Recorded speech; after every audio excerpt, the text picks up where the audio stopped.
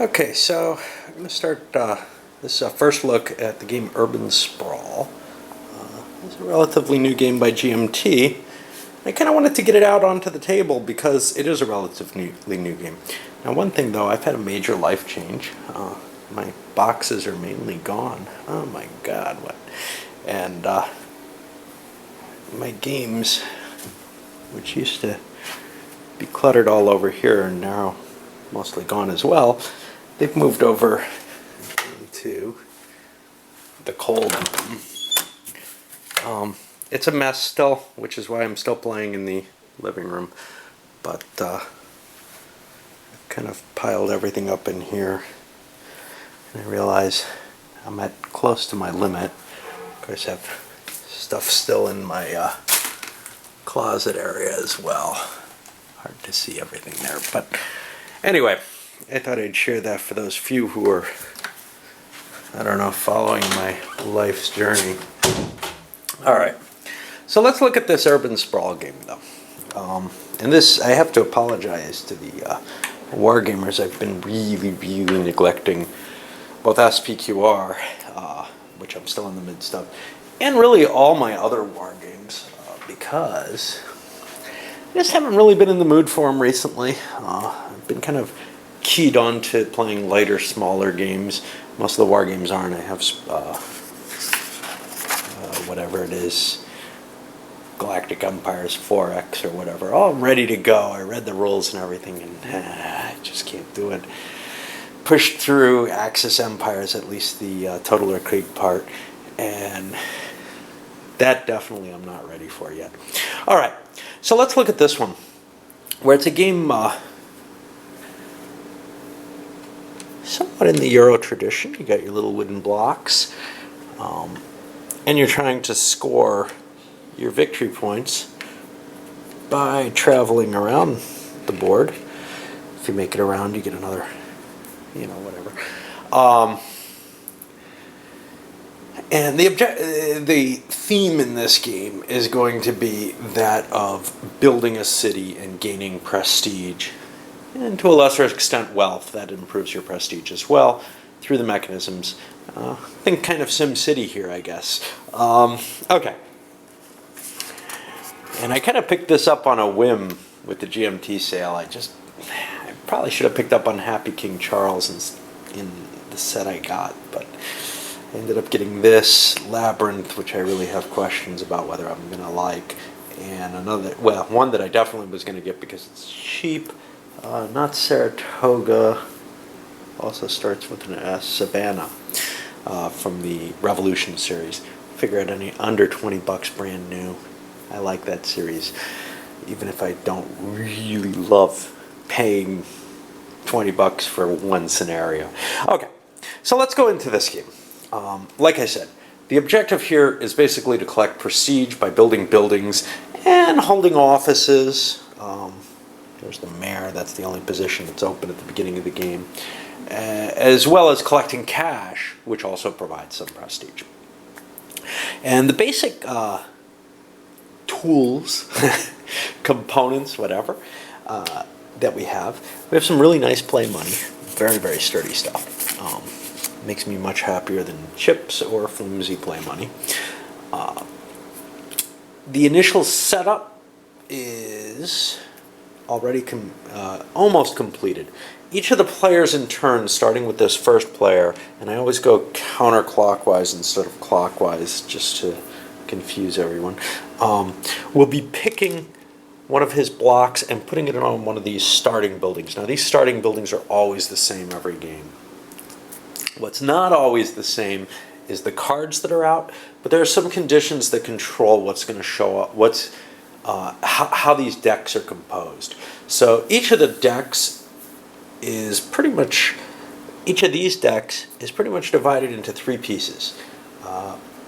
15 cards on top, 15 cards on the bottom, and 7 in the middle with a special card, an event card actually, which triggers a major game change. In the case of the top deck of cards, which is the town deck, the event card triggers the allowance of the city deck. in the city deck, the first event card, and this one's the airport. In the city deck, the first event card is a sports team that triggers the Metropolis deck, and at the middle of the Metropolis deck, which means you're guaranteed not to go through all the Metropolis cards, and you probably aren't going to go through all the other cards either, I would assume. I'm not positive of this. In the middle of that deck is the Olympic Games, which triggers the end of the game. And I don't even know what these cards actually do. I didn't want to look at them. I kind of like being surprised when I play a game for the first time. Since you'll be getting the playthrough, you'll get the same surprise value if you haven't played it before, I guess. Of course, that's only if you have the fortitude to watch my entire blathering continuation. Okay. Now, likewise, the build permit deck, well, this one's divided a little differently. A big pile of the deck, 14 cards, is put on the bottom mixed with 14 event cards. So the bottom of the deck is 50-50 on build permits and events. The top of the deck was 22 cards. Now, that's always fixed no matter how many players you have. Each player gets a planning card of their own, and they look kind of like these. Same kind of thing, build permits. Each player gets them based on their turn position. So the first player gets 1, the second player gets 2, and so on. So there's a compensation for not going early towards getting more cards at the beginning of the game. I think that's probably pretty balanced. We'll see how that plays out. Okay. So now, what do these different things mean? Right. So let's look at these, which are contracts. These are things people want, right? Somebody's willing to essentially pay, but you don't necessarily get cash money, for you to build one of these cards. And there's a number of things on each card. One is the type of zone that of contract zone that you have to play that card. Another is, this is how many spaces and building permits it takes to build that building. So a house with only one building permit would be a little purple piece like this. Now, I haven't assigned, at the beginning of the game, all those buildings are going to be controlled by one of the players. But they have to pay money from their starting cash, and everybody gets the same amount. In this case, 21 bucks. It goes up in more players because there's more buildings you have to buy initially. So you have to pay that money right up to have been the builder of it, and you'll mark it with a little cube on the building to indicate you control it, whatever. I don't know if you actually own it. What else do these contain? They contain a payout space, that's not a payout. What the hell is that? Okay, yeah, that's a prestige payout. That's what you get for building it in terms of prestige in the town. Of course, you're probably looking for income from these things. In which case, if you get, they have some special rules for each card here, and I haven't really looked at these too carefully, even on the ones that have come out. The players are going to be contemplating them and making decisions, and I'll kind of play you through the first few of those decisions probably. Okay, and at the beginning, only the town deck is active. As the other decks become active, they begin filling this up more, and actually the town, once the city comes in, can only slide into this and whatever's on top of it. Likewise, the city is stuck to these two spaces once the metropolis comes into play. So as the city begins to grow, it becomes harder to build smaller things. I'm assuming the other things are more expensive, more impressive, which is okay because it kind of accelerates the pace of the game. You probably have more money, etc., so you're competing at a different level. Some of the cards also have these vocations on them, which indicate an income generator. The buildings themselves are income generators as well, but it indicates an income generator over here with these vocation markers, and when certain events take place, basically someone building one of these vocation cards, it triggers everyone else who has one of those chips getting a payout, as well as the person who builds it. Okay. The build payout cards also have some additional markers on them. They have, or the build permit cards, they have a payout space on them, which indicates what rows and columns trigger payouts. That's done using this little table here, and we'll explain how that hits when we go through kind of the sequence of play. I'm explaining a lot of things outside the context of the sequence of play, because that's actually how the rules do it, and it feels kind of natural. We also have these little vote ballot boxes. So these things are triggered when cards are turned face up. So when when planning cards are turned face up, and I think it's only build permits, I don't think events have that on them. I don't really know what the events have. When those cards are turned face up for the first time, they can trigger some events, payouts to people who own stuff, and we'll see how much that's worth as well. And my assumption is it's worth a lot. And they can also trigger with the ballot boxes elections.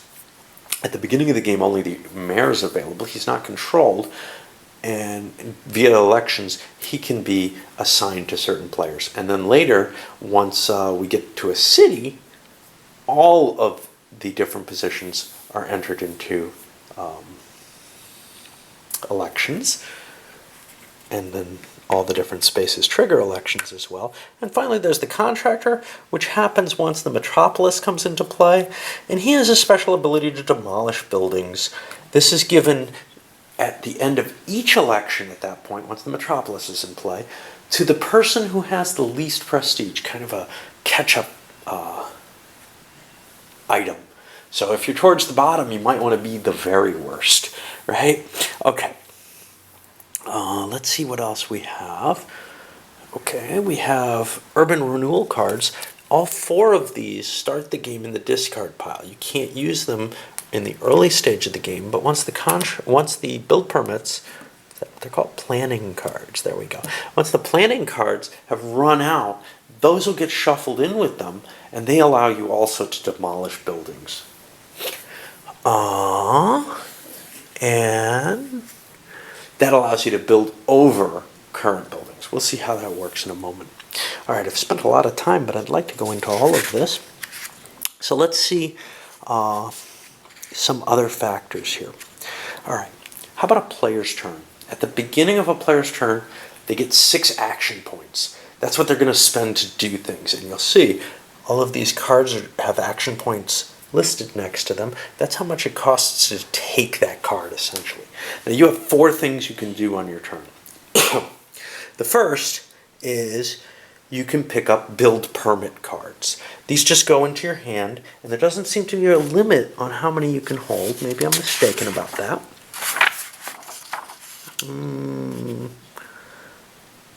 I don't see a limit there. But you don't have many action points there. So picking those up may be something of an expense. The second thing you can do is pick up an urban renewal card out of here.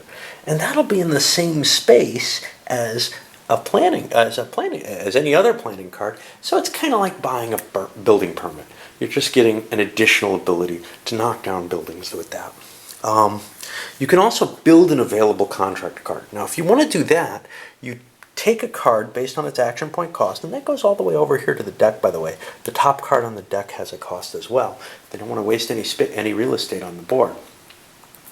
And I think that's actually very clever to do it that way. Okay, so you pay the action points for that. You also have to pay a number of building permits to build the building, and the amount of money it's going to cost to build the building, which is, yep, you can have as many as you like. I wanted to check that.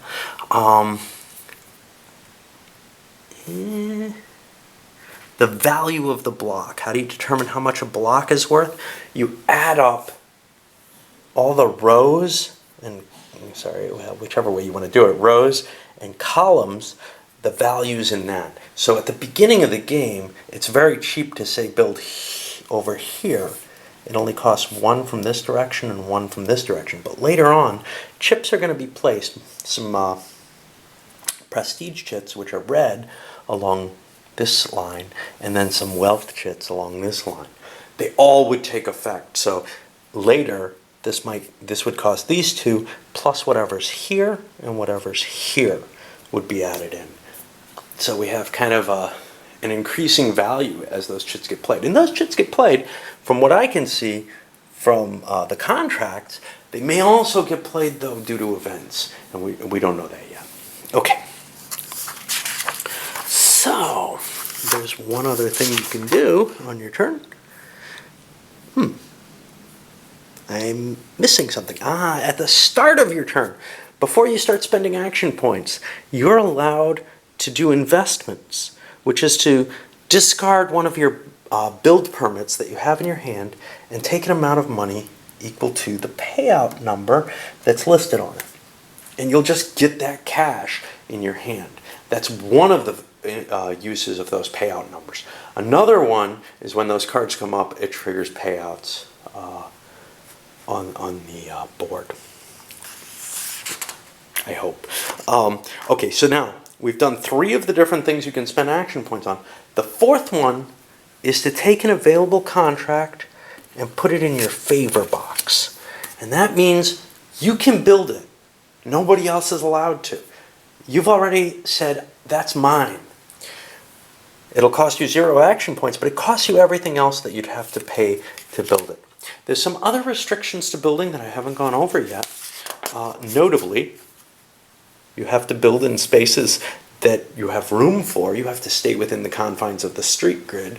You can't, for example, build like this, and I doubt that you can, even though I could see a game allowing that sort of, because I know where I used to live, say in Buffalo, and I'm sure here in Phoenix with some of the huge buildings there, you see these buildings that have cut across the street grids and really, in my opinion, help blight, but because they make they destroy the neighborhood concept of a downtown completely. But that was the big planning thing that ran really certainly up until the 90s as sort of the next step. Everything was always had to be bigger and better. Well, now there's kind of movements going the other way.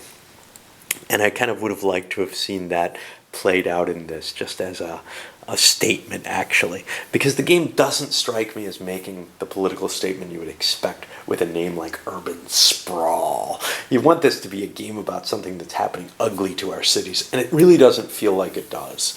Okay. So, when you buy, there are some additional restrictions that I mentioned. First of all, the cards may specify some of those. But beyond that, you cannot build. You have some zoning issues. You can't build a building in a territory next to another colored building unless you're also next to colors of your own building that you're building, right? And those colors are determined by this. And they actually limit civic, commercial, industrial, residential, and there's also parks, of course, which are kind of neutral. They can be built anywhere. But you can, now adjacency is determined, it's an 8-way flexibility. So for example, this space is adjacent to the 3 in its block, but it's also adjacent to all of these spaces that could be reached diagonally. The streets don't matter for that. Okay, now, when you build, you immediately get prestige for adjacent buildings of the same zone color. So, if I were to, for example, build a yellow piece here, I would get a point for this one and a point for this one because they're both adjacent. It's easier to build out in the middle of nowhere, although middle of nowhere may start disappearing real quick. There's not a lot of middle of nowhere on this board. It's kind of strange that there's no kind of little center. That would be maybe, again, more historically accurate, but it would require the game to move a little differently than it does. You can also get those vocations, which I mentioned. If you have a card which mentions one of those, and there are any vocations available here of that type, you take the chip for that. Now there's one I didn't mention, which is the media. This one goes automatically to the person who I believe has the least value of buildings at the beginning of the game. It's part of the setup. The player with the most money, which is the least value of buildings, because you have to pay for your buildings at the beginning. I guess the assumption is owning buildings is better than having cash on hand from that. And I hope that's the case, because otherwise you wouldn't build anything, right? Okay. Now, the neighborhood bonus, we covered that. The vocations, how does that work? Well, when you get the chit, a card that gives it, for example, this dam, gain one, it immediately triggers it off, and you get,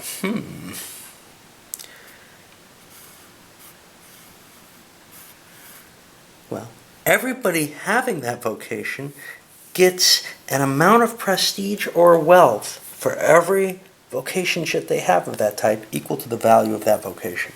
It has nothing to do with that next special ability. The special ability we can also look at. It's kind of interesting. This just happens for building it. It has nothing to do with the vocation, but gain one money for each building adjacent to the water, gain one prestige for all players gain one prestige for each building they control adjacent to the water. So the one player who does it gets the one advantage, and other players get the other one. Well, as does all the players get the other one. It also has a restriction. This is an interesting card. It can only be built adjacent to the water. A dam wouldn't make much sense, not near the water. So, again, that's a kind of nice, little bit of flavor to the game, etc., for something that's mainly using cards and tiles on a board without a lot of detail that I can see. Okay. Buildings have specific effects. We already touched that essentially. There's something I'm missing here. Yes, I'm missing how you get other score when you build.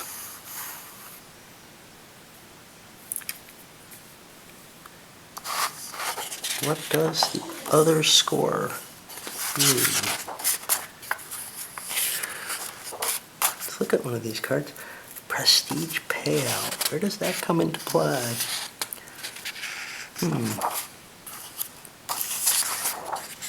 I think that's a payout when the card is revealed, and we'll see that at the end of the game, at the end of the turn effect. So let's see what happens at the end of a player's turn. So as each player goes, they've taken some cards from the board, presumably. Well, then all the planning boxes slide down the rail to fill the remaining boxes. Then you refill them one at a time by drawing off the top of the planning deck. If the revealed card is an event, you execute it. If there's an election, that's handled at this point.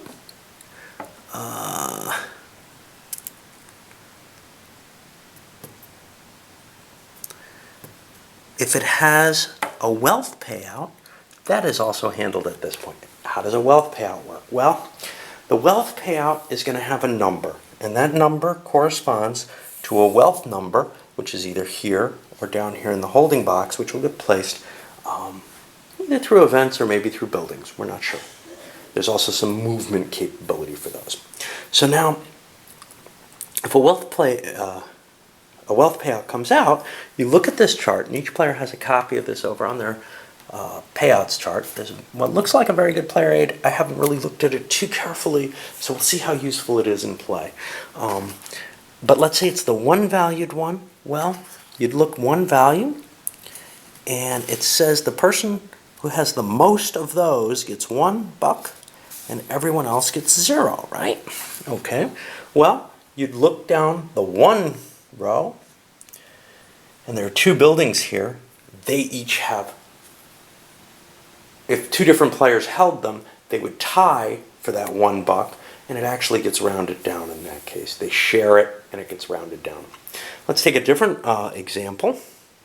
See if there's anything that's alone. Nah, there really isn't. So let's say both were held by the same player in that case. And that would be, of course, they'd have cubes on both of them. Then that one player would get the $1 on his own. On a higher valued payout, other placements get money or prestige based on whatever the card's value is. Now, we do something very similar with the contracts. If the town's the only thing in play, it works almost exactly the same. These just shift down, and if cards are revealed with red things, they pay out prestige based on the prestige numbers in the same way that the wealth is paid out. Now remember, prestige is what you want to win the game, but wealth is kind of your engine to build more stuff. You can't spend prestige, actually, unless there's some cards that allow that. And I think that's the case. It's not easy to see. Show how much wealth or prestige is awarded. Yeah. Okay. So now, how does the election work? Well, the election works different for each of the different positions. And I'm going to have to pause for a moment because I'm almost out of memory here. Okay, so what about those elections? And what does it mean to win one? First of all, this little track marks a progress of elections. And it just goes around in circles determining who's going to be elected. Now, at the beginning of the game, only the mayor can be elected. But, as far as I can tell, each of these, see, treat the 4-zone colored spaces as being blank. My feeling is that the mayor continues through 5 spaces, so elections only happen once every 5 election boxes. Once the airport shows up, all the other positions, and the mayor, incidentally, I believe, I actually looked at this card, are going to be elected at once. And then, each time an election space is hit, you'll end up seeing one person elected. And eventually, once we're in the metropolis deck, then this extra position, the contractor, becomes available. So each of these has a description of what they do on them, and why don't we look at them? First of all, how are they elected? Well, that's listed on the top too. The player with the most vocations becomes the mayor, and whoever has the media vocation gets to break any ties. He gets to decide which mayor it is. Once you're the mayor, you get a free 1-lot park, one of these green things, in any vacant lot, and you get a control marker on it. At the end of the game, you get 1 prestige for each of your buildings that's adjacent to a park. Okay. Now some of the others come in later, but ooh, that's a nasty divot. Ouch. The game is damaged. Okay. The district attorney goes to the player with the most valuable civ buildings. Civ being the red, the civic, and the mayor gets to break any ties there. And he doubles his neighborhood bonus for the first contract he builds each turn, which means if he builds adjacent to other things of his same color, he gets 2 per instead of 1 per adjacency. But only for his first contract. And at the end of the game, he gets 1 prestige for every civ that he builds. The treasurer is elected by the person with the most valuable commercial building. And I'm confused because I see this S in there. What does it mean to be valuable?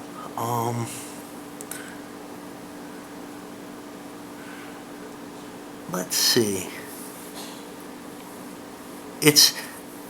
The way this works, and this works with all of them, it's the single most valuable comm building, and if there's a tie, it's the player with the greatest number of civ buildings among those that there's a tie.